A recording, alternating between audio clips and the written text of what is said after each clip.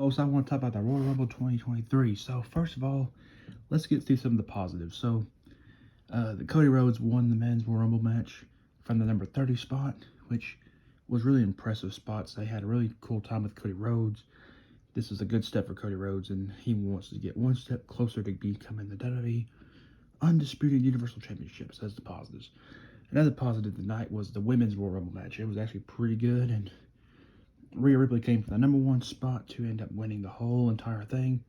Rhea Ripley needs it. I think Liv Morgan's already got the championship. I didn't see anybody else getting a chance to be the championship because Rhea Ripley just has the right time to be one. So, and some of the negatives here. So the Pitch Black Mountain Dew Pitch Black match it had a cool thing going for it. I mean, it had like a neon black light thing. But the match was so short, and Bray Wyatt's skills in the ring are still not that good right now. So, I think overall the Mountain Dew Pitch Black match was a good idea and a good concept, but they should have had more time with like the match itself and some of the highlight stuff. But these are the negatives. So yeah, the Mountain Dew Pitch Black match was kind of short for me. The Bianca Belair versus Alexa Bliss match. It was short as well. It only had like Bianca retained, and it wasn't lasted that long. And another positive for me was Roman Reigns and Kevin Owens for the Universal Championship. So overall, this was a really good match.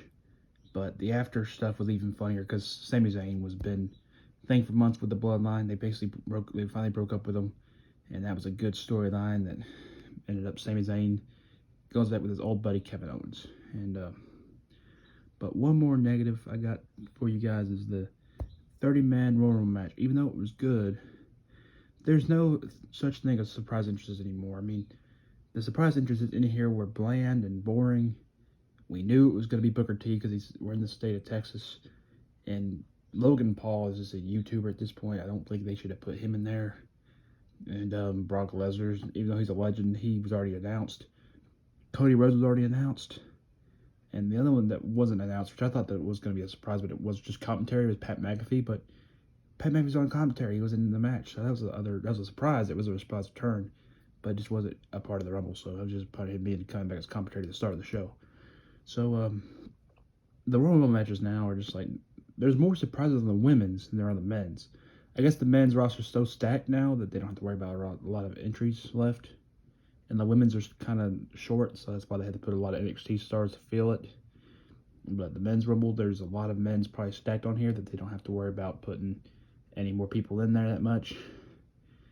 So overall, Royal Rumble was at a 7 out of 10. I mean, there's some negatives, there's some positives, but it was still a really good show, and the men's Rumble was probably the highlight of the night. So overall, folks, congrats to Cody Rhodes and congrats to Rhea Ripley. And I can't wait for WrestleMania.